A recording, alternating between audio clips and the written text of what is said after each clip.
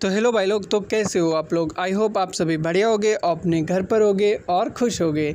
तो यहाँ पे हम लोग अभी अपने 8 नंबर सवाल पर हैं। जो सवाल देखो बहुत ही सिंपल सा है। यदि 3 cot a बराबर 4 है तो जांच कीजिए, यानी कि पता करिए कि 1 माइनस 10 स्क्वायर ए अपॉन 1 प्लस 10 स्क्वायर ए ये जो है बराबर होना चाहिए कॉस स्क्वायर ए माइनस साइन स्क्वायर ए के। यानी कि हमें पता करना है कि ये दोनों में जो है इससे मान निकाल के हमें रखने हैं और फिर इनका आंसर निकालना है दोनों का, और फिर देखना है कि ये दोनों बराबर हैं या नहीं है। तो काफ़ी मज़ा आने वाला है सवाल में। तो देखते हैं सबसे पहले। तो यहाँ पे हमें दिया है 3 cot a बराबर 4 है।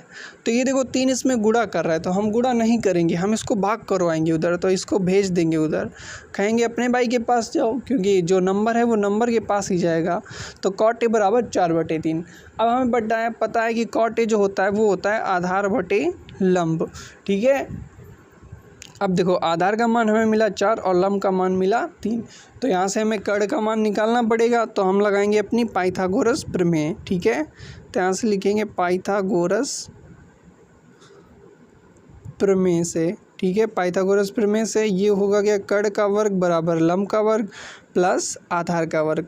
लंब का मान देखो कितना है 3, तो 3 का स्क्वायर। आधार का मान है 4, तो 4 का स्क्वायर। यहाँ से होगा कर्ण का स्क्वायर। 3 का स्क्वायर होता है 9 और जो है 4 का स्क्वायर होता है 16। तो ये 16 9 जुड़ के हो जाएगा 25। तो कर्ण की वैल्यू कर्ण स्क्वायर बराबर 25। तो यहाँ से जो कर्ण का मान निकल के आएगा वो आएगा 5। ठीक है, अब देखो यहाँ से कॉस का मान है तो कॉस ए का मान हम लोग निकालेंगे। कॉस ए ये होता है आधार बटे कर्ण। तो आधार का मान हमारे पास है 4 और कर्ण का मान है 5। ठीक है, अब साइन का मान होता है ये होता है लंब बटे कर्ण। तो लंब का मान हमारे पास है 3 और कर्ण का मान है 5।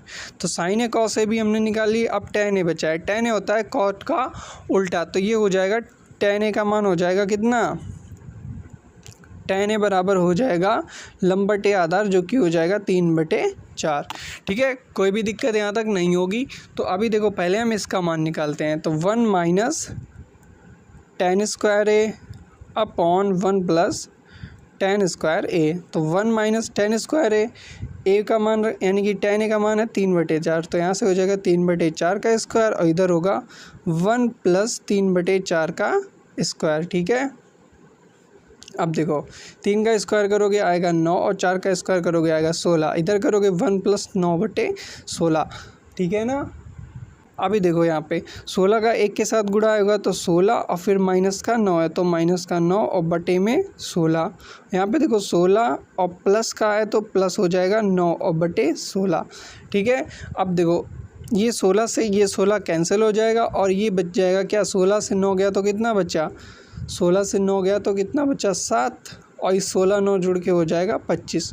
तो यानी कि इसका मान हमें मिला 7/25। अब इसका मान निकाल के देखते हैं। तो कॉस का मान हमने निकाला है 4/5। तो यहाँ से ये देखो पहले लिखते हैं इसको, कॉस स्क्वायर है माइनस साइन स्क्वायर है। कॉस का मान है 4/5, तो 4/5 का स्क्वायर। साइन का मान है 3/5, तो ये आएगा 3/5 का स्क्वायर। 16 का स्क्वायर करोगे तो आएगा 4 चौको 16/25 और माइनस 3 तिरका 9/25। तो यहाँ से देखो 16 से 9 माइनस हो जाएगा और बटे में आ जाएगा 25। 16 से 9 घटाओगे तो 7 और बटे 25। तो हाँ, ये दोनों बराबर हैं, यानी कि हम लिख सकते हैं लेफ़्ट हैंड साइड बराबर राइट हैंड साइड। ये तो मैंने ऐसे ही लिख दिया, लेकिन यहाँ पे कहने का मतलब ये होगा कि जांच कर ली है हमने। तो 1 माइनस tan ए बराबर कॉस स्क्वायर ए माइनस साइन स्क्वायर ए, ये दोनों बराबर हैं। तो मिलते हैं अपने किसी और वीडियो में किसी और से नए सवाल के साथ। तब तक आप लोग हमारे चैनल को सब्सक्राइब करिए।